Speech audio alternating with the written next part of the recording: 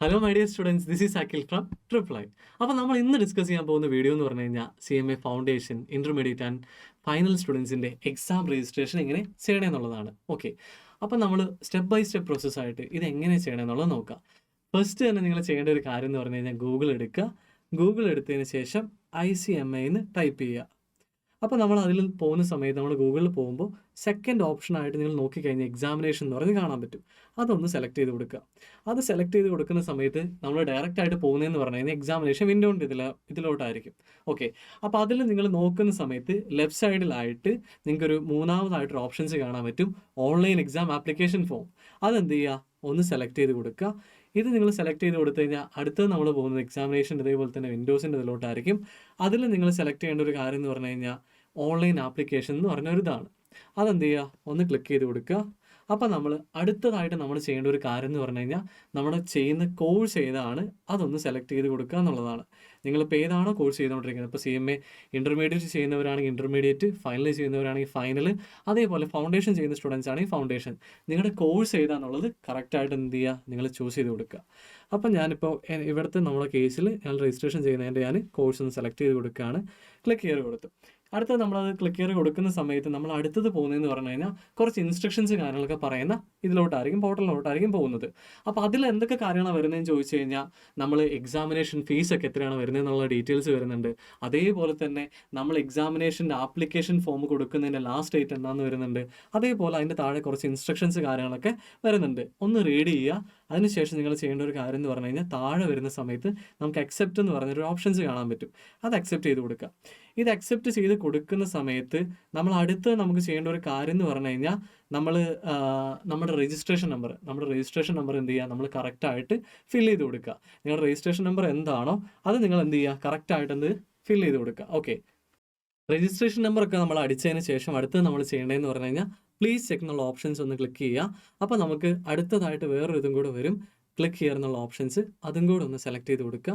ഇത് സെലക്ട് ചെയ്ത് കഴിഞ്ഞാൽ നമ്മൾ അടുത്തത് പോകുന്ന പോർട്ടൽ എന്ന് പറഞ്ഞു കഴിഞ്ഞാൽ നമ്മുടെ ഡീറ്റെയിൽസ് കാര്യങ്ങളൊക്കെ ഫില്ല് ചെയ്യുന്നത്, അതേപോലെ തന്നെ നമ്മൾ സെൻഡർ ചെയ്താന്നുള്ളത് ചൂസ് ചെയ്യുന്നതിൻ്റെ ഇങ്ങനത്തെ കാര്യങ്ങളൊക്കെ ചെയ്യുന്ന പോർട്ടലിലോട്ടായിരിക്കും പോകുന്നത്. അപ്പോൾ അതിൽ നിങ്ങൾ ശ്രദ്ധിച്ച് കഴിഞ്ഞാൽ മനസ്സിലാവും, നിങ്ങൾക്ക് മുകളിൽ ക്ലിക്ക് ചെയ്യുക എന്നുള്ളൊരു ഓപ്ഷൻസ് കാണാൻ പറ്റും. അത് നിങ്ങൾ എന്താ ചെയ്യണമെന്ന് വെച്ച് കഴിഞ്ഞാൽ ഒന്ന് ക്ലിക്ക് ചെയ്യുക. അപ്പോൾ അത് നിങ്ങൾ സെലക്ട് ചെയ്യുന്ന സമയത്ത് ഓട്ടോമാറ്റിക്കലി നിങ്ങളുടെ എന്താണ് പേഴ്സണലായിട്ടുള്ള നിങ്ങളുടെ പേര്, mobile number, address, email ID, അങ്ങനെ പേഴ്സണലായിട്ടുള്ള എല്ലാ ഡീറ്റെയിൽസ് എന്താവും അതിൽ ഫില്ലാകും. ഓക്കെ, അപ്പോൾ നമുക്ക് ഈ ഡീറ്റെയിൽസ് എല്ലാം നിങ്ങൾ ചെയ്യേണ്ട ഒരു കാര്യം എന്ന് പറഞ്ഞു കഴിഞ്ഞാൽ കറക്റ്റ് ആണോ എന്നുള്ളത് ചെക്ക് ചെയ്ത് എൻഷുർ ചെയ്യണം.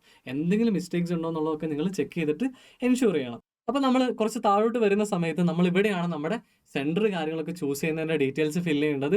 അതേപോലെ തന്നെ നമ്മൾ ഏത് ഗ്രൂപ്പാണ് അപ്പിയർ ചെയ്യാൻ പോകുന്നത് ആ ഡീറ്റെയിൽസ് എല്ലാം ഫില്ല് ചെയ്യേണ്ടത്.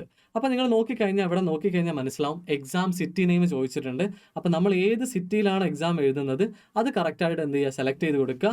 പിന്നെ അതേപോലെ തന്നെ നിങ്ങൾ സിറ്റി സെലക്ട് ചെയ്യുന്ന സമയത്ത് ഓട്ടോമാറ്റിക്കലി അവിടെ ഏതൊക്കെ സെൻറ്റേഴ്സ് ഉണ്ടോ അതിൻ്റെ ലിസ്റ്റ് വരും. അത് നിങ്ങൾ എന്ത് ചെയ്യുക, കറക്റ്റായിട്ടൊന്ന് സെലക്ട് ചെയ്ത് കൊടുക്കുക. അതിനുശേഷം നമ്മൾ അടുത്തത് ചെയ്യേണ്ട ഒരു കാര്യം എന്ന് പറഞ്ഞു കഴിഞ്ഞാൽ നമ്മൾ ഏത് ഗ്രൂപ്പിലാണോ എക്സാം എഴുതാൻ പോകുന്നത്, അപ്പിയർ ചെയ്യാൻ പോകുന്ന ഗ്രൂപ്പ്.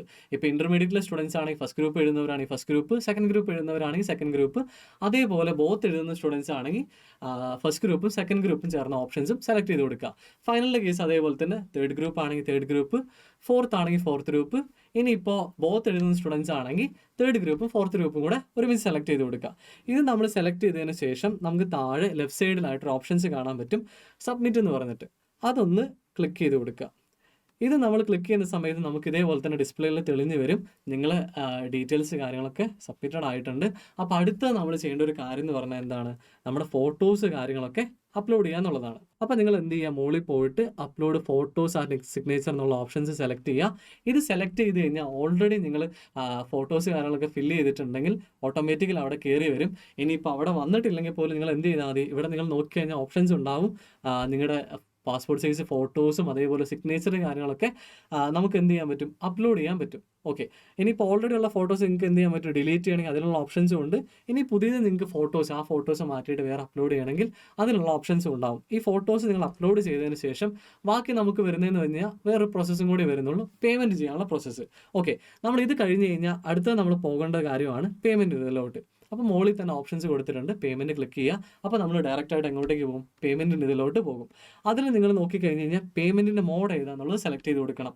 നിങ്ങൾക്ക് ഇപ്പോൾ ഡെബിറ്റ് കാർഡ് യൂസ് ചെയ്തിട്ട് വേണമെങ്കിൽ ചെയ്യാം, അല്ലെങ്കിൽ ക്രെഡിറ്റ് കാർഡ് യൂസ് ചെയ്തിട്ട് ചെയ്യാം, അല്ലെങ്കിൽ നിങ്ങൾക്ക് എന്ത് ചെയ്യാൻ പറ്റും? നെറ്റ് ബാങ്കിങ് അല്ലെങ്കിൽ ഇൻ്റർനെറ്റ് ബാങ്കിങ് യൂസ് ചെയ്തിട്ടും ചെയ്യാൻ പറ്റും.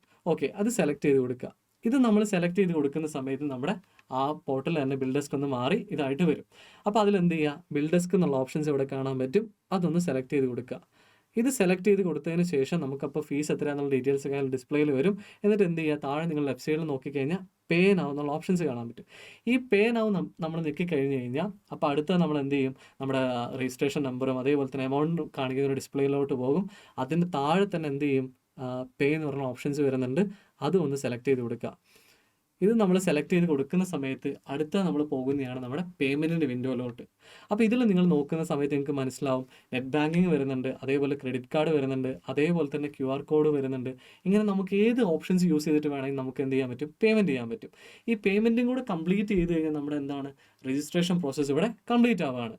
ഓക്കെ, ഇപ്പം ഞാനിവിടെ പേയ്മെൻറ്റ് ചെയ്യാൻ പോകുന്നതെന്ന് വെച്ച് കഴിഞ്ഞാൽ QR കോഡ് സ്കാൻ ചെയ്തിട്ടാണ്. അതാണ് കുറച്ചും കൂടെ കൺവീനിയൻ്റ് ആയിട്ടുള്ള ഓപ്ഷൻസ്. അപ്പോൾ അത് സെലക്ട് ചെയ്ത് കൊടുക്കുക നമുക്ക്. എന്നിട്ട് എന്ത് ചെയ്യും? മുകളിൽ കാണുന്നത് സെലക്ട് ചെയ്യുക. അപ്പോൾ എന്ത് ചെയ്യും? ഓട്ടോമാറ്റിക്കലി നമുക്ക് എന്ത് ചെയ്യാൻ പറ്റും? പേയ്മെൻറ്റ് ചെയ്യാൻ പറ്റും. പേയ്മെൻറ്റിൻ്റെത് സെലക്ട് ചെയ്ത് കൊടുക്കുക.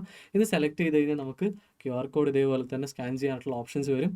ഇത് സ്കാൻ ചെയ്ത് കഴിഞ്ഞാൽ നമുക്ക് എന്ത് ചെയ്യാൻ പറ്റും? പേയ്മെൻറ്റ് ചെയ്യാൻ പറ്റും. അപ്പോൾ നമ്മൾ പേയ്മെൻറ്റ് നമ്മൾ സക്സസ്ഫുള്ളി കംപ്ലീറ്റ് ചെയ്തിട്ടുണ്ട്. അതോടെ നമ്മൾ എക്സാം ആപ്ലിക്കേഷൻസ് ഫോം എല്ലാം നമ്മൾ ആപ്ലിക്കേഷൻ സബ്മിറ്റഡ് ആയിട്ടുണ്ട്. അതേപോലെ പേയ്മെൻറ്റും കംപ്ലീറ്റഡ് ആണെന്നുള്ള മെസ്സേജസ് കാര്യങ്ങൾ അതിൽ വന്നിട്ടുണ്ട്. പിന്നെ അതിൻ്റെ താഴെ നിങ്ങൾ നോക്കിക്കഴിഞ്ഞ് കഴിഞ്ഞാൽ നമ്മുടെ ആപ്ലിക്കേഷൻസ് ഫോം പ്രിൻ്റ് ഔട്ടായിട്ട് എടുത്ത് വെക്കാനായിട്ട് പറയുന്നുണ്ട്. അപ്പോൾ നിങ്ങൾ ഇതിൻ്റെ ഇതിൽ തന്നെ ആ ലിങ്കിൽ തന്നെ ക്ലിക്ക് ചെയ്താൽ മതി. എന്നിട്ട് വീണ്ടും ഒന്ന് ലോഗിൻ ചെയ്യുക. അതിനുശേഷം എന്ത് ചെയ്യുക? പ്രിൻ്റ് ഔട്ട് എടുത്ത് വെക്കുക, അല്ലെങ്കിൽ PDF ആയിട്ട് സേവ് ചെയ്ത് വെക്കുക. നിങ്ങൾ എന്ത് ചെയ്യുക? ഒന്ന് സേവ് ചെയ്ത് വെക്കണം. അപ്പോൾ ഇനി തുടർന്ന് നിങ്ങൾക്ക് രജിസ്ട്രേഷൻ കാര്യങ്ങളെല്ലാം നിങ്ങൾക്ക് തന്നെ ചെയ്യാൻ പറ്റത്തില്ലേ? അപ്പോൾ ഇതിൻ്റെ രജിസ്ട്രേഷനുമായിട്ട് ബന്ധപ്പെട്ട് എന്തെങ്കിലും ഡൗട്ട് കാര്യങ്ങളൊക്കെ ഉണ്ടെങ്കിൽ നിങ്ങൾ എന്ത് ചെയ്താൽ മതി? കമൻറ്റ് സെക്ഷനിൽ ഇട്ടാൽ മതി. അപ്പോൾ നമ്മളതെല്ലാം ക്ലിയർ ചെയ്ത് തരുന്നതായിരിക്കും. ഓക്കെ, അപ്പോൾ ഇനിയും ഇതേപോലത്തുള്ള വീഡിയോസൊക്കെ ആയിട്ട് നമ്മൾ ഇനിയും നിങ്ങളുടെ മുമ്പിൽ വരുന്നതായിരിക്കും. അപ്പോൾ അതുവരെ കാണുന്നവരെ ബൈ.